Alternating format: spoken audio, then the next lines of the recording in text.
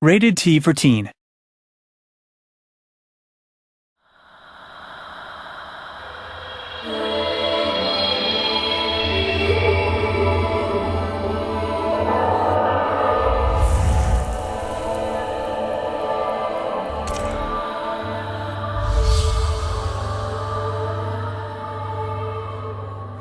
We, as a studio, we always use performance capture in all our games.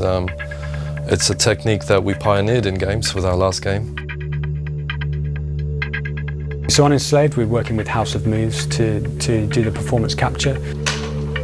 This is my first mocap experience. Yeah, it's awesome. I did work with Andy on his last project. We've both got a kind of background in physical theatre, which is the kind of theatre where you don't have many props and the actors try and create everything in the imagination of the audience. Performance capture really needs to be clarified. It needs to be explained to people. It's becoming a huge part of the industry. What it involves is bringing actors into a studio, motion capture studio, where we mark them up all on their body and on their faces. They have mics on their heads as well, and they basically perform totally naturally, just like any other actor would in a movie or in a TV show. Okay, I need a few minutes to get this open. You keep watch, make sure no one sees us. We had 3 days of rehearsal before we started any kind of actual capturing, where Tamim and Andy and I got to sit down and really plot out from the beginning each scene. Yeah, monkey! Yeah. We got one problem. Yeah, what's that? It's a license to have fun, to create as part of an ensemble. Admittedly, quite a small ensemble, but you know that you're creating an imaginary event. Are they mechs? So these are mechs, not slaves that are coming to attack? Yeah, the mechs. We're reaching a point now where people are beginning to understand there's a necessity, there's a human need in having storytelling impact in gaming in a big way. I think Ninja Theory have been pioneers in that respect. As an attitude towards recording VO,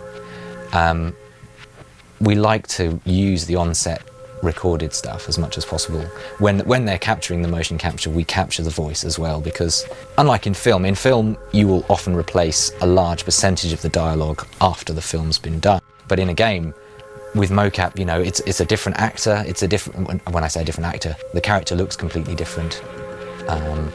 And the translation from the facial movement, it's never a perfect thing. So everything you can do to preserve the original performance, to make the original performance come through, is really, really key.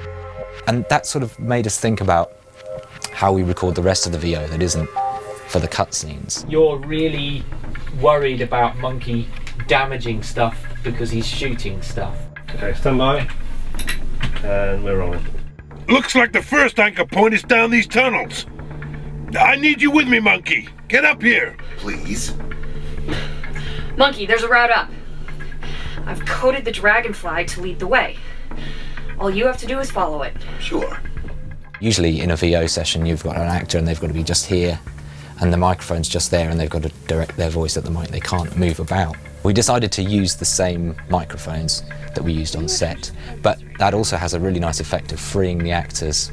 So we had them all with head mics like they had in the mocap session, and that just means they're free to jump about, lie on the floor, roll around, and they did, without thinking. They just do all of the things that the characters are doing in the game whilst they're delivering the lines, and it just gives so much life to the performance. Whoa! Let me disable the security systems. Yeah, sounds like we're gonna have a bit of mech action in here pretty soon. I think there's a lot of parallels between what an actor does and what an animator does. They just happen to use their face instead of the mouse and keyboard. At the same time, there's people like me that are basically making sure that the technology and everything is all kind of working and going to be ready for them. All the cameras really care about is points in space, and that's all that we're retrieving from them. We're also capturing traditional video footage of them because we don't want to lose sense of their performance. So we want to do justice to it and record it like a conventional film, because that's how it's going to be edited together.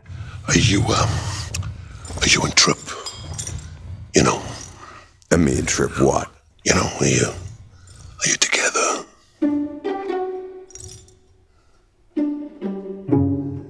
Trip enslaved me.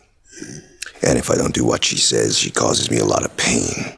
And if I still don't do what she says, she kills me. All right.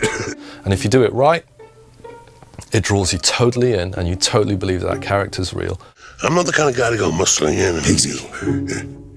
She can hear every word we say.